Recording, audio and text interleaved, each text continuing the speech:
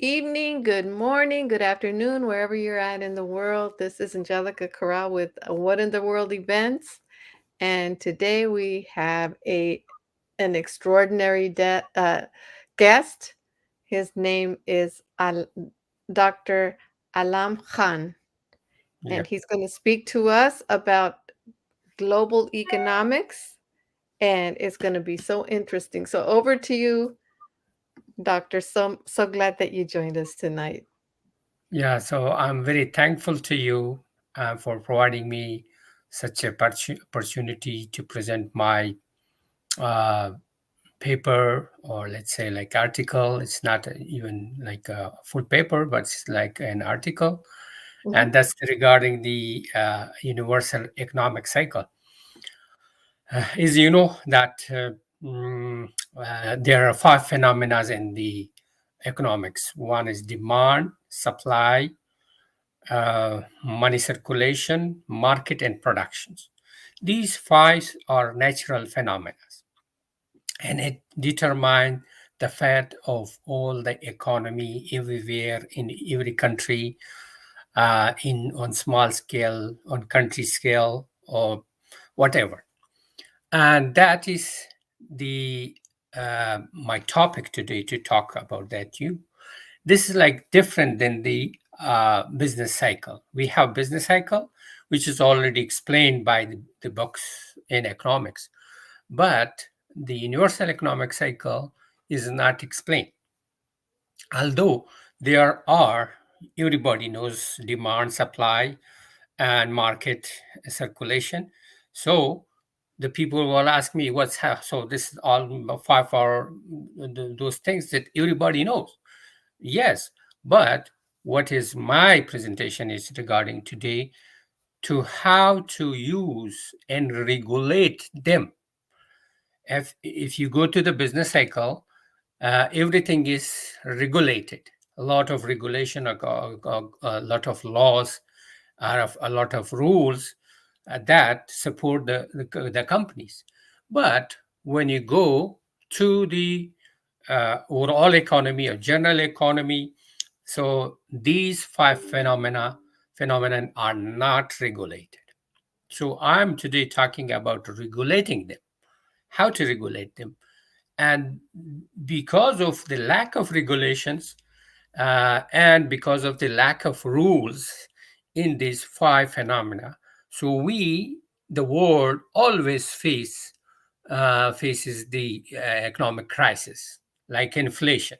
So currently we have inflation, and the whole world, and there is demand. There's too much demand, where supply is very low. So the same thing is like the money circulation. Money circulation is also like not uh, that much strong in some countries, and in some countries they have strong money circulation. But the problem is with a lot of money, you definitely face the inflation, like America. So let me go on this economic cycle. So this economic cycle like shows the universal economic cycle, and this was not understood as cycle. This was understood as separate phenomena, and I put them in a one cycle because it comes after each other. When there is demand, there definitely should be supply. When there is supply, definitely should be production. And if there is production, there should definitely a market to sell them. And if there is market to all those things in the market, we need money and the money circulation. So you can see here in the presentation, I did like the five phenomena like demand, supply, market, money circulation, and production. So this is the basic thing I want to talk today about this. So let's go to the other side slide. And so the money circulation is like an electronic. in atoms, which keeps the material in exist. If there is no money, then the economy is not going to survive. The money is like electricity supply or electronic within atom, which keeps the global economy surviving and growing, and there is growth. If you remove the money or the money circulation, then there will be no economic activities, or there will be very little economic activities. So there are four main sources in the money circulation. That first, the central banks of the countries, like Federal Reserve Bank of USA, they print the currency, and then they circulate through the banks, through the financial institutions. And then there's inflow of money, like remittance sent by the Americans from abroad into the USA, and foreign direct investment, which is coming from the foreigners to do investment here. And then there is like charities and other donations that coming to into the country. So all these create money, and this money should be in circulation. Without this money, you cannot predict a healthy economy. So I put it all them in numbers 1, 2, 3, 4. You can see that.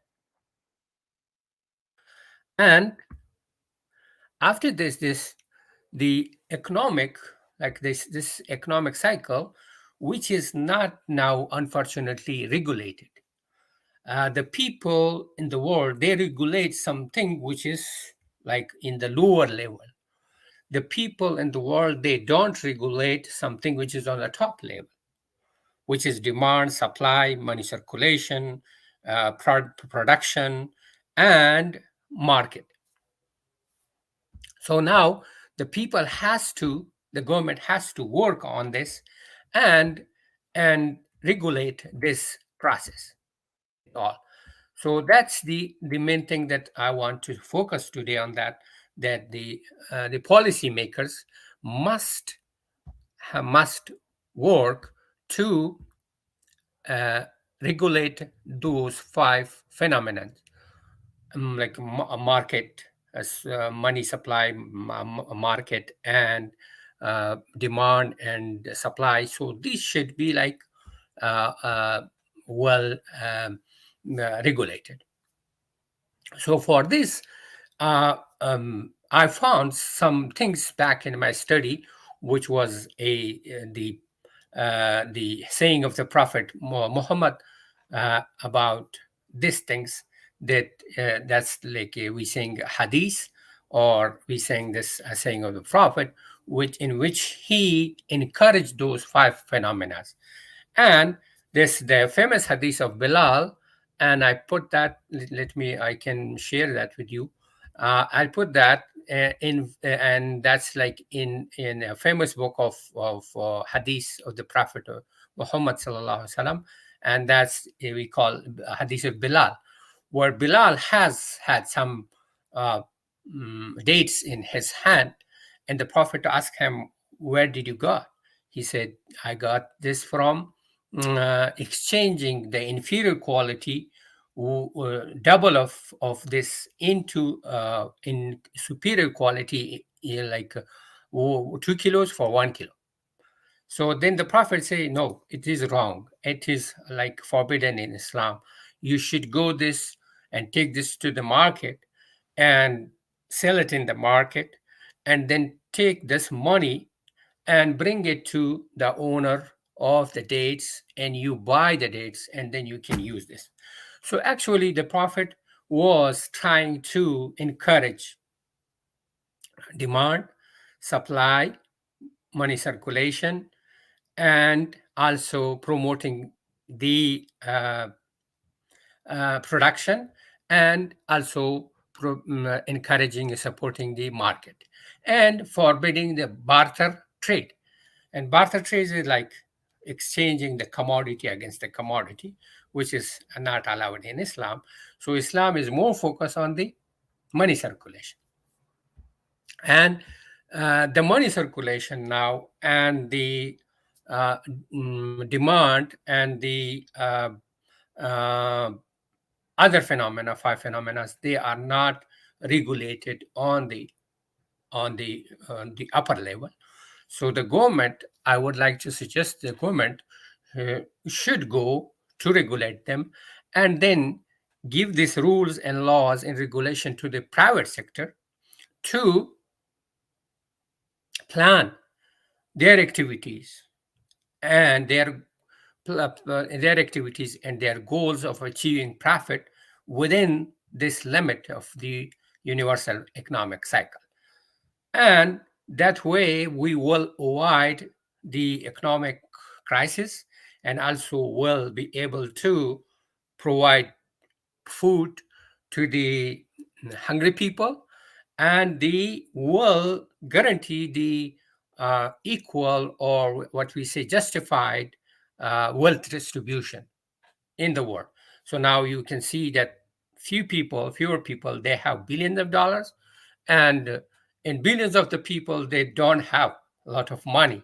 Even in billions of people, they are hungry, because this is because not regulating those five phenomena. And if the governments and the public sector, private sector, do something to regulate them, so then there will be a justified distribution of wealth. There will be no hunger. There will be no more starving, and there will be no economic crisis in the world. So this is the basic thing that I want to explain for you today.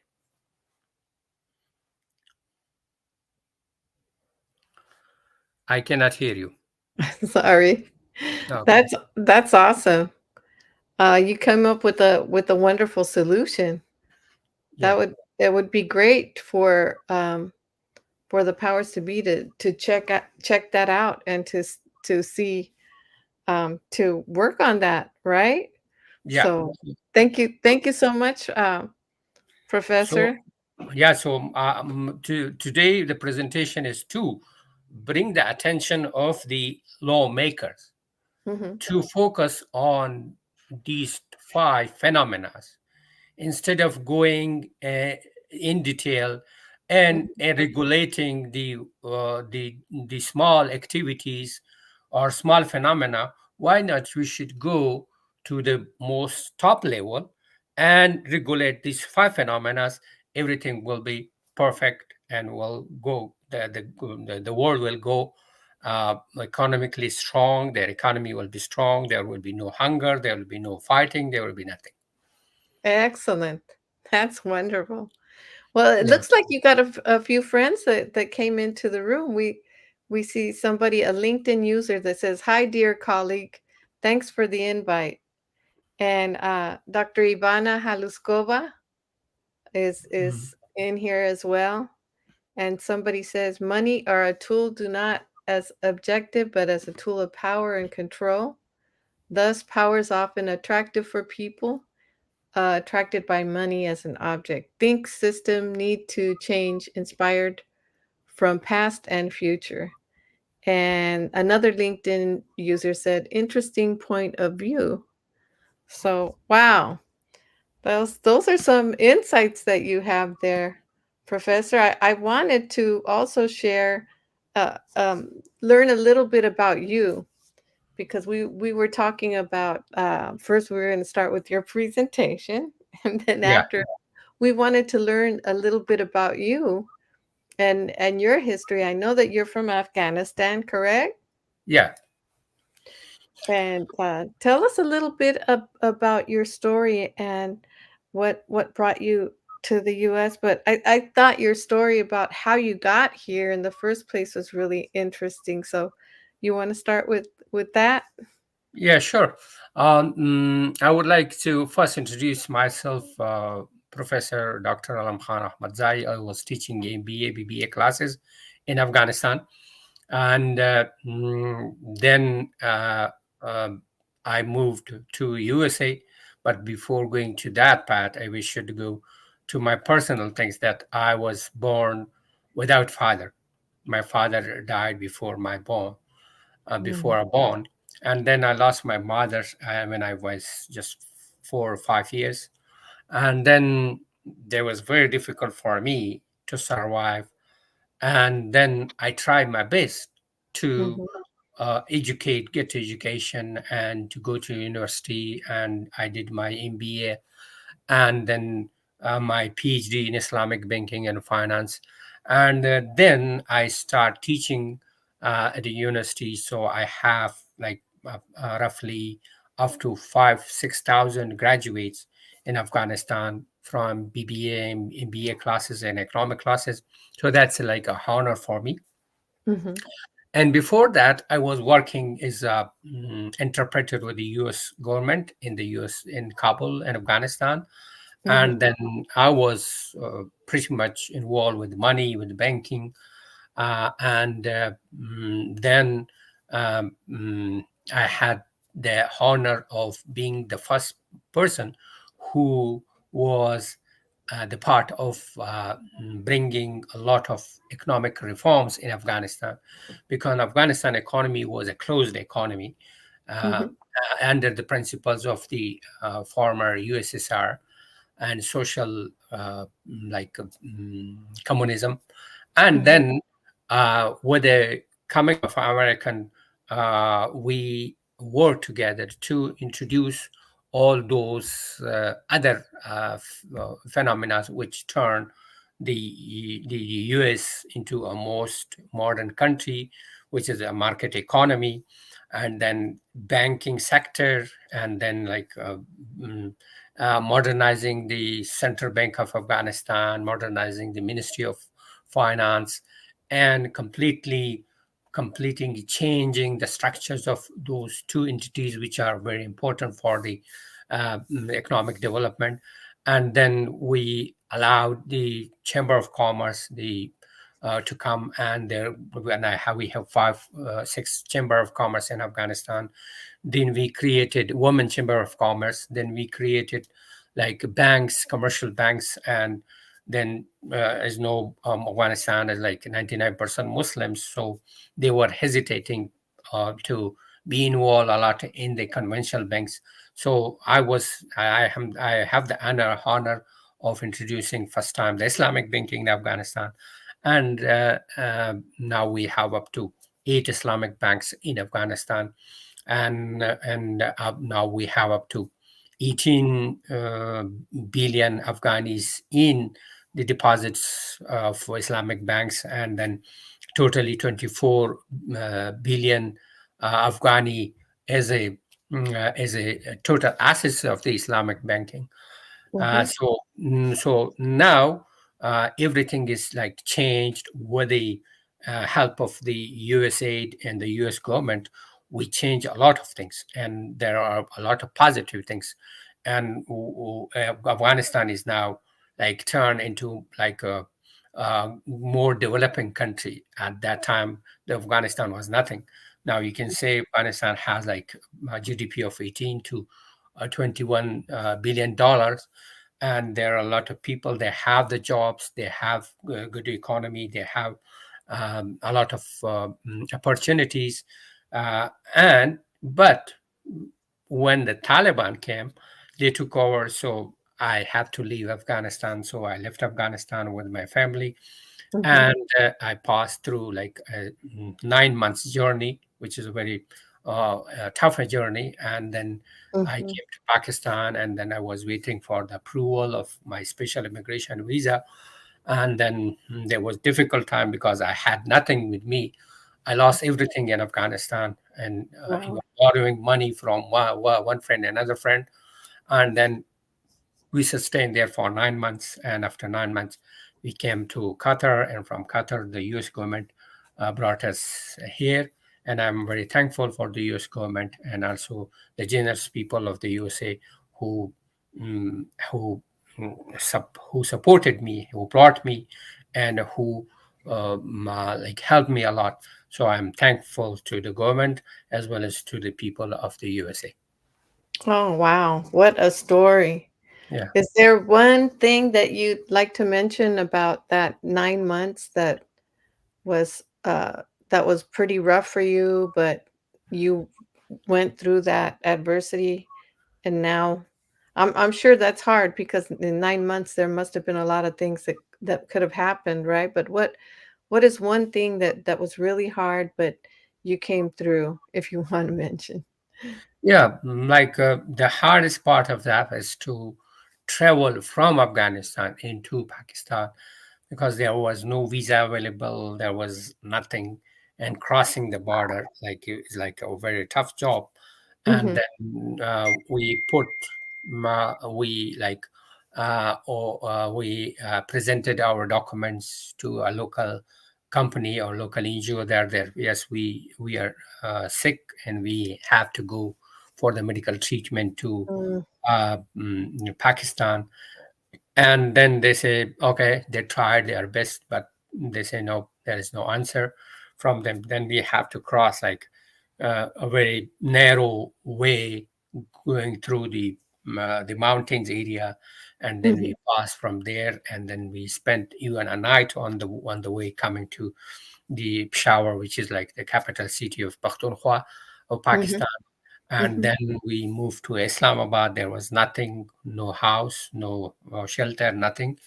Uh, mhm, but by borrowing the money, I like rented a room and then start living there, and then paying the utilities, paying the food and medication. So humans have a lot of the needs. So mm. fulfilling all these were a very tremendously a very tough job for me. But fortunately, I did this, and then now I'm here in the USA with you. And thank you for you to introduce me to this wonderful people, and to introduce me and give me a opportunity to uh, share my vision and my paper. That is awesome.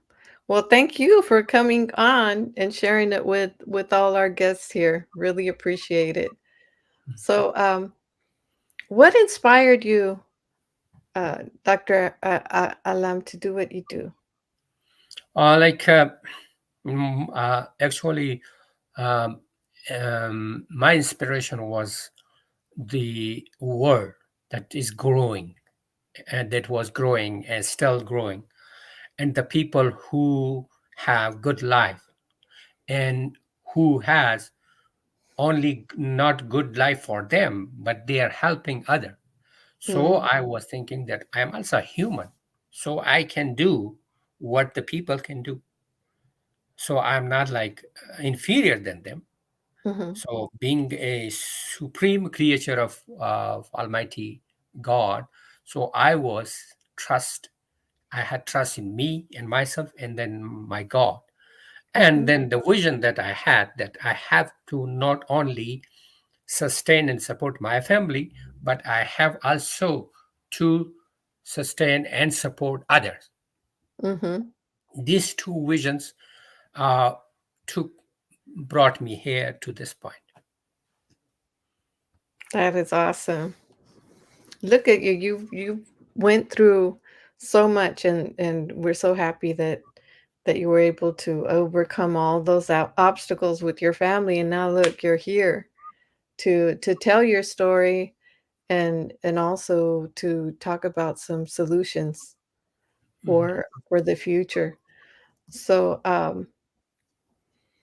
what was the moment that you decided I really need to do something about this? Yeah, to be honest, I would decided this one I was for age of 10, 11 years, when there is no Wow. support for me, and I had no parents, I had nobody to support me. So Mhm, that give me a an energy that I have to do something. Otherwise, mhm, nobody is there to support me. mhm, I have to support myself. Mhm. And as a human, I can do, because all those whom humans, they have the same face, the same the same mind, the same mentality, the same thing. But if they can do, why not I can do that?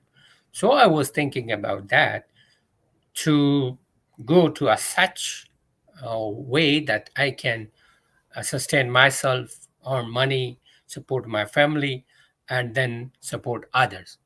And that was the key for me. And that was from 11 year. Then I was 11 year. So I was thinking about that. And that shows that the the resources which are within the world, that doesn't makes you successful, but Mhm. that's your thinking makes you successful. If you think large or broader, you will be like strong man, a very strong man, and can do a lot. If you Yeah. think, oh no, I cannot do it, I am like alone, I have no father, mother, I have no facilities, I have no resources, so then you are not going to be a great person. So the thinking makes you better and stronger.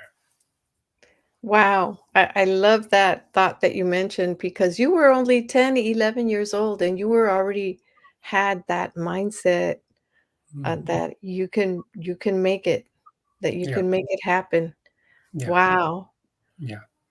And And this was because of I was like, I had no mother and no father, nobody was to support me, so I had to think that about. So I was thinking to support myself and then support my family and others as well. wow.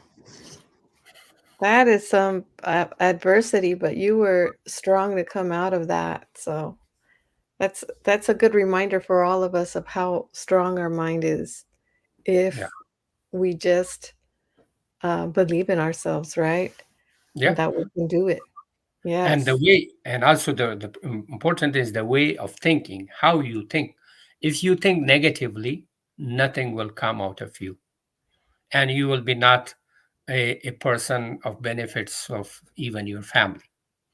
If Mhm. you have positive thinking, this, yes I can do, yes I can do this, yes I can support my family, yes I can support myself, even I can support others. That's the vision that every person must have, a good vision, and then must have good positive thinking that will take you to the success. Absolutely. Absolutely. Wonderful, wonderful.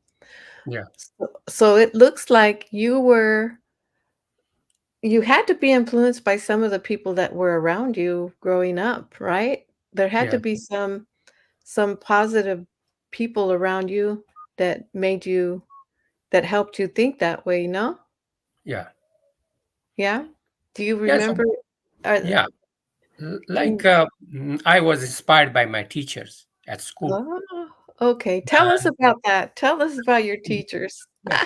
So the first time when I was in Kabul, and I was in school and in middle school and then high school, uh, Mhm, there were like very good teachers, and they were teaching us, and they were trying that, hey, come here.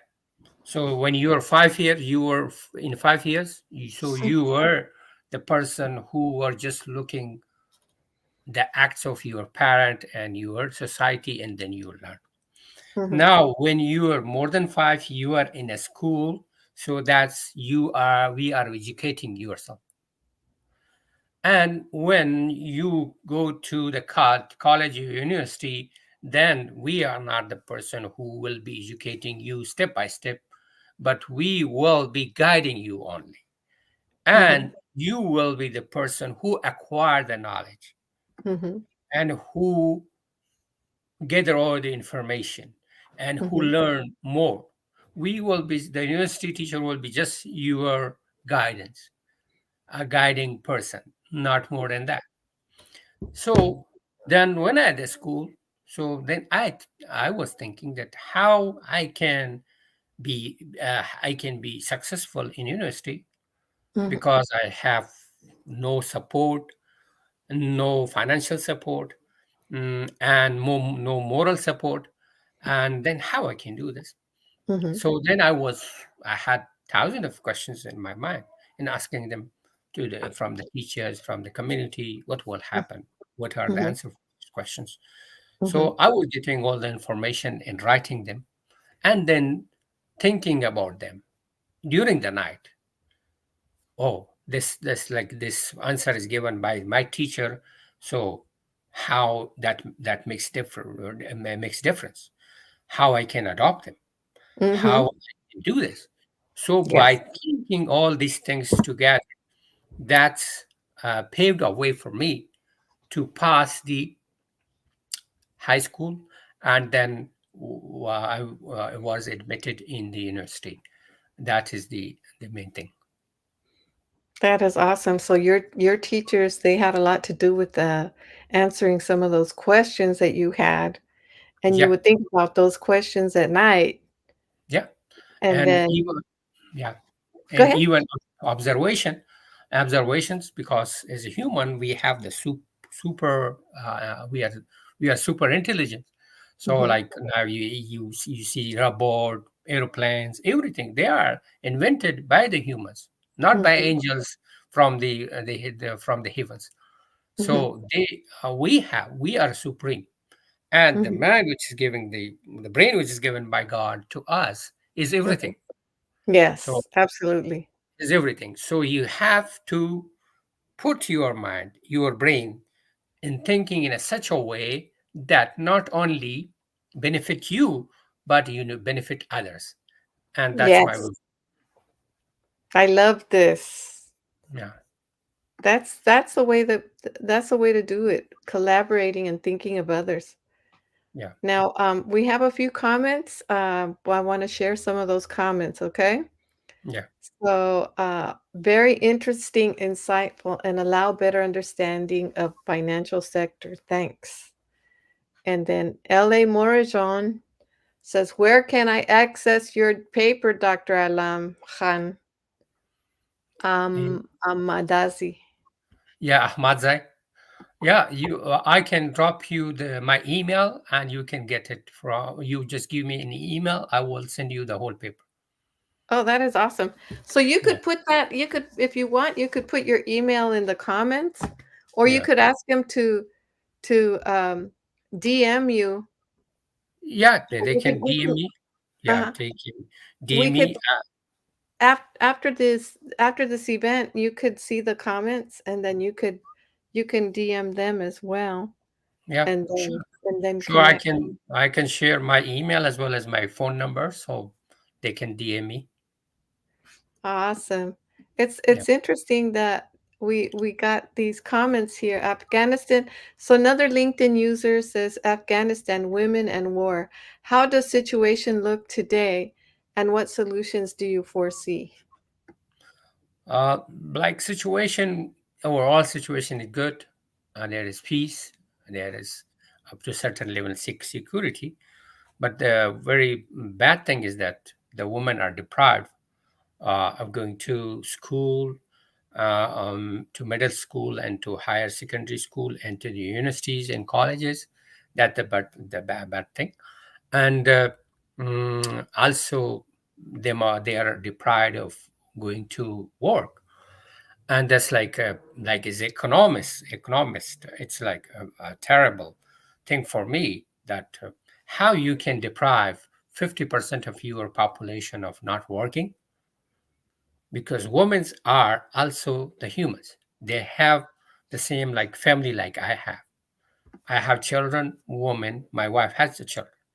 So the every woman, they have the children or they will be having the children, and they need to feed them, to um, uh, yeah, sustain them, to give them education.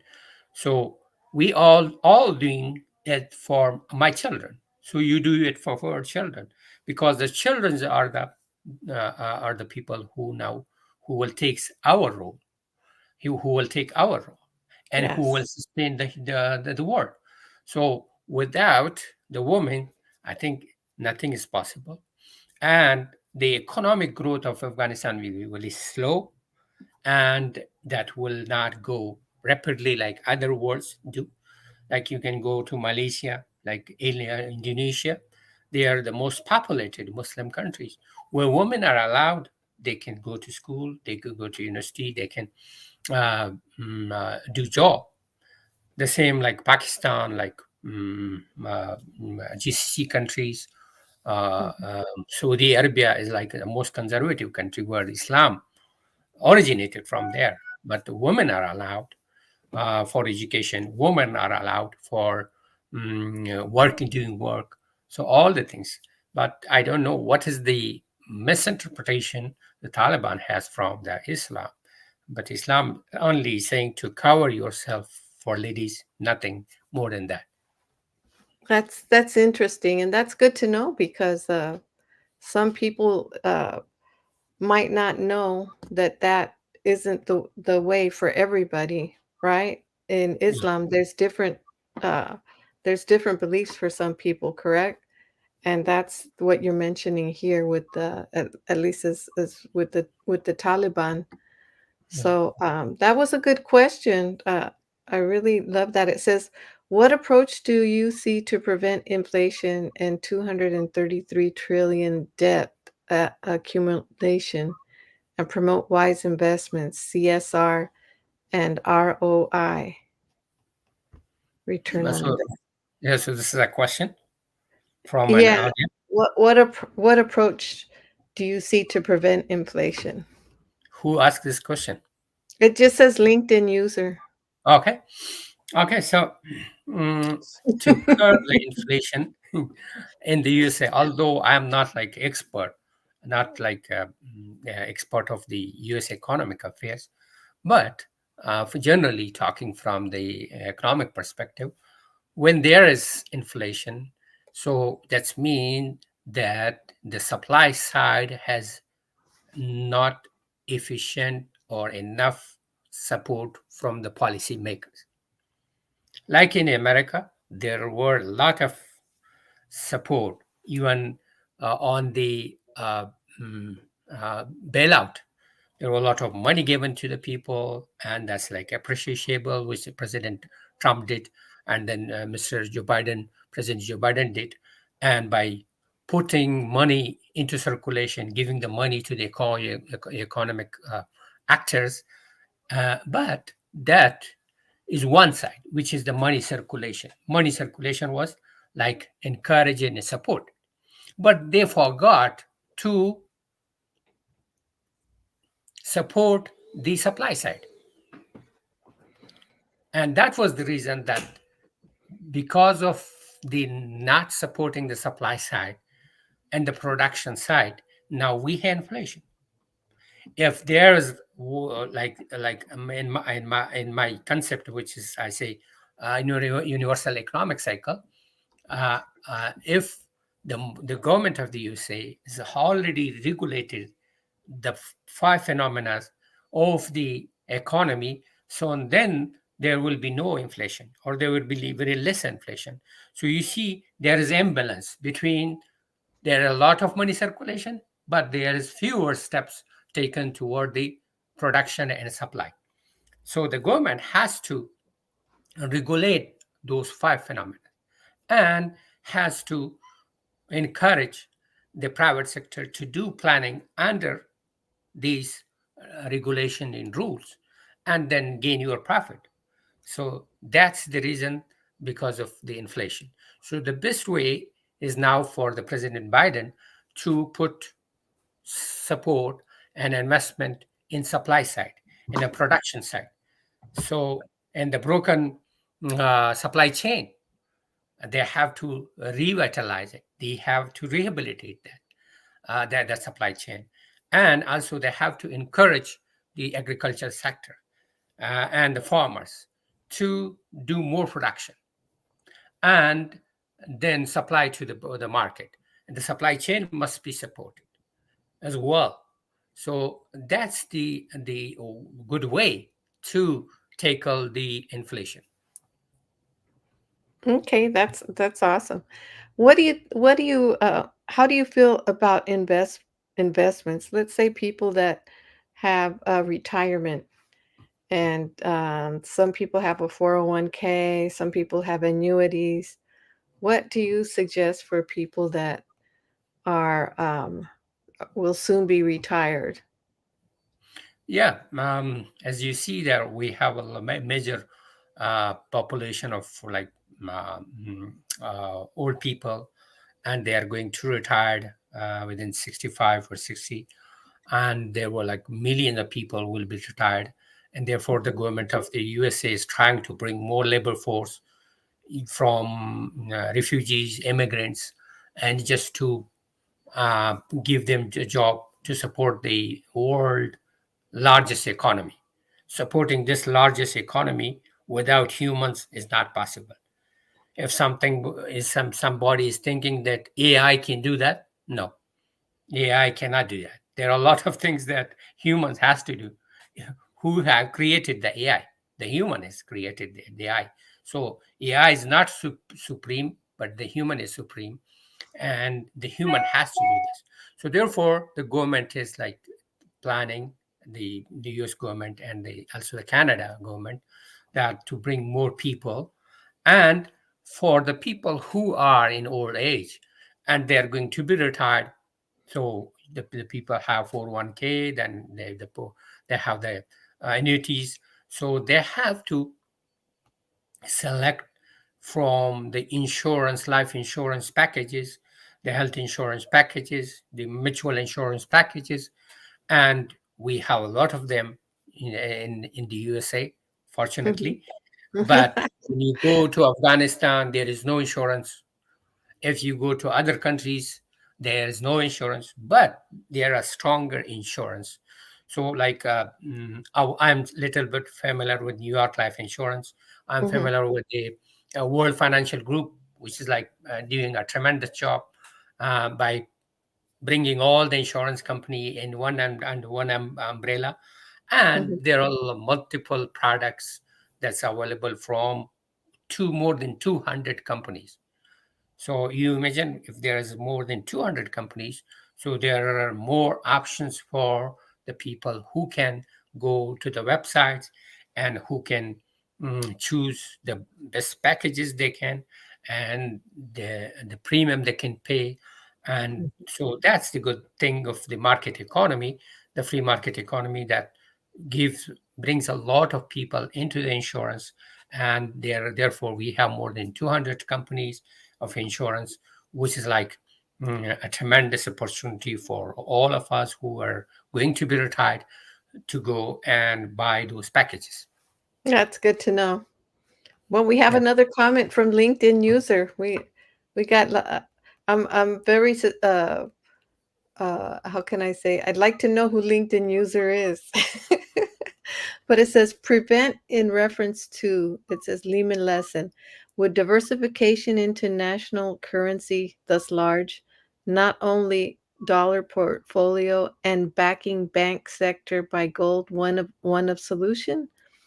How WB plan to support health security, alimentary, and uh, water security while promoting local production and investing in facilities, infrastructures, manufacturing facilities, research, train staff along with digital for healthcare, for health are in order to not repeat what COVID brought, and what reforms do you foresee?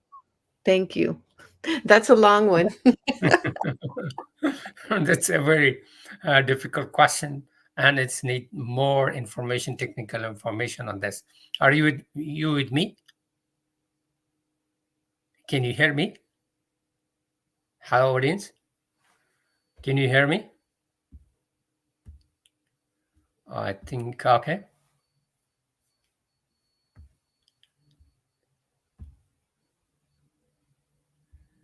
Can you hear me?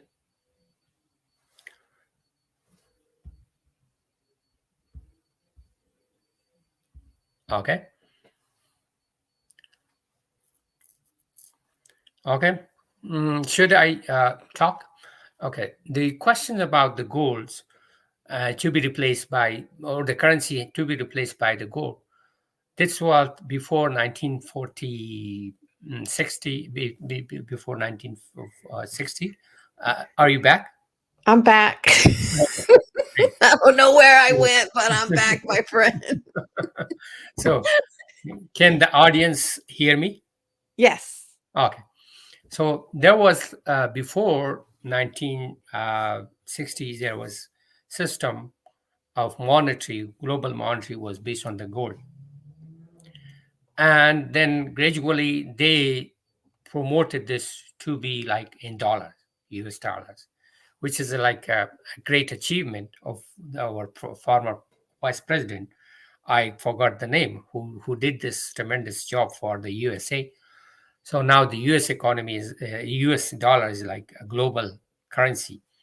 And everywhere you even go, even to Afghanistan, to even to a village, a small person, no dollar. A small child, no dollar. And they count, they make their calculation based on dollar. First Afghani, then convert it to dollar. And say, oh, I have this money. So this is all the struggles that the US government did and the US people did. And before that was gold. And bringing gold as a currency is like a challenging job. It will have a lot of problems because gold is not accessible to everybody. Gold is expensive. If you convert the currency into gold, the gold price will go again higher and higher and higher. Wow. And then there will be massive inflation and there will be like terrible situation. So we cannot switch from the currency to the gold. And also, as I mentioned, that and at the time of the Prophet Muhammad, peace be upon him, there was currency. There was like coins, Mhm. and the Prophet Muhammad say, "Go and sell your products, your dates at market against the money, against the coins, and bring these coins back to buy those dates, the superior quality." So it's mean that without having the currency, world will have a lot of problems.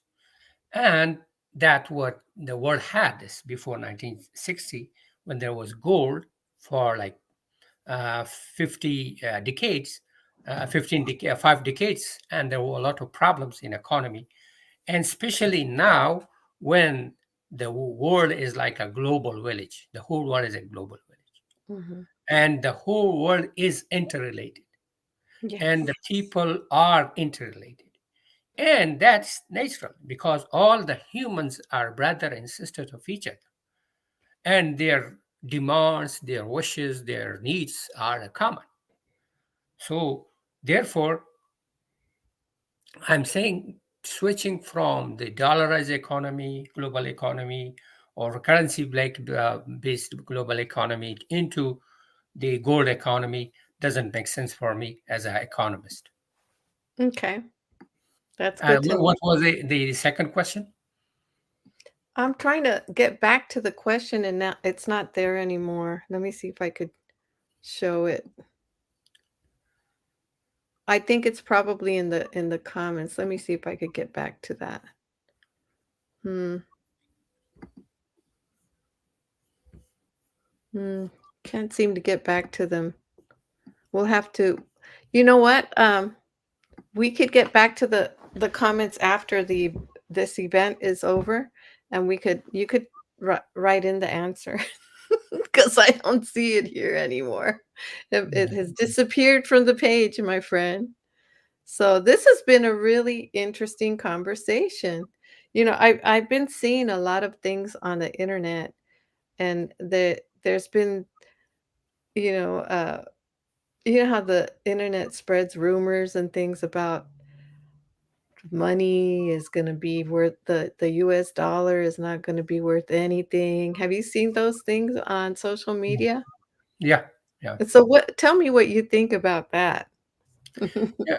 Yeah, first of all, what I would like to suggest to the federal government of USA to not use money as a weapon, Uh-huh. should not weaponize the dollar, because money is created just for medium of exchange, nothing more than that. If you use the money to other part of the life, like you use in politics, you use like as a weapon, that will not only damage the others, will also damage you. So the US government is like weaponizing the dollars, which is in which created like a BRICS, which is a big economic pact, which is against the US. So Mhm. that was the reason that we were using, the US government was using dollar as a weapon, and that Mhm. should not be done. That doesn't make sense. If something is only for one purpose, which is the medium of exchange, and you use for other purposes, so that was not going to benefit USA, but it will adversely have a negative impact on the USA, because And now, mhm. yeah, so because now US is the global power, is Mhm. because of its dollar. If Mhm. all the countries they decide, okay, we want to get rid of the dollar, then the US is not going to be the number one power and the power who has influence on the world. So US will again go to backward. And of course, any uh, policymakers in the USA, they don't want to go back. They want to go ahead. And Yes. for going ahead, they have to not weaponize the dollar. They have to use the dollar as medium of exchange for the global, for the whole world. And that's like a great honor for the US government and the great honor for the US people that their currency is now available everywhere, and the whole world is transacting within the US dollar. That's like a big honor, and we should not lose that honor. Wow, that's interesting. I like your thoughts, and it's very interesting to hear um, what you believe should be important and not to weaponize. Awesome. I love this discussion. Well, it looks like we've gone a little bit over because it's 6:09, but it's okay because we started a little late. Yes, yeah, yeah, we can go. But it's all right. This is a few people. I'd like to see the paper myself, so thank you so much for sharing this very Yeah, interesting conversation. mhm. Um, Yeah. looking I forward have the to detail of this. I can share to you, which is like up to 20 pages, and there are a lot of good things for the policymakers, uh, of especially the economic policymakers, decision Mhm. makers. They have to consider that, and also for the students, how they can, like, by using this universal economic cycle, they how can easily uh, learn about economy, they how they can study economy very easily, because this giving a precise like a framework for all the people who want to learn the economy.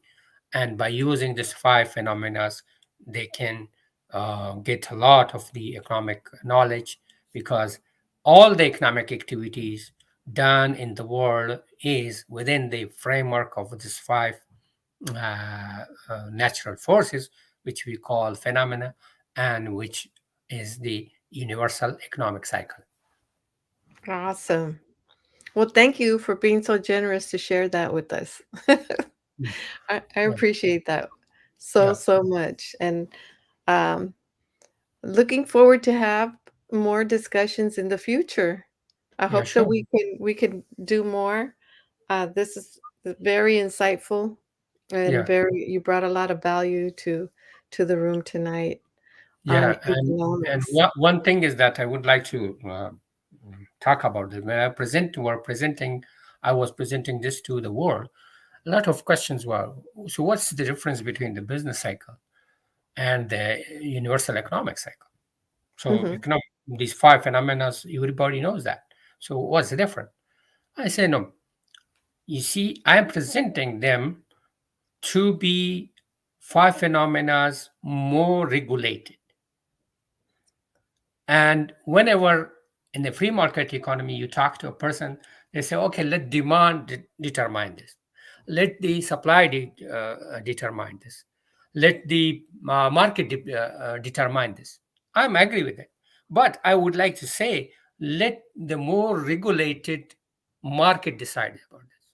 Let the more regulated and controllable demand supply should do this. Let the more regulated demand should do this.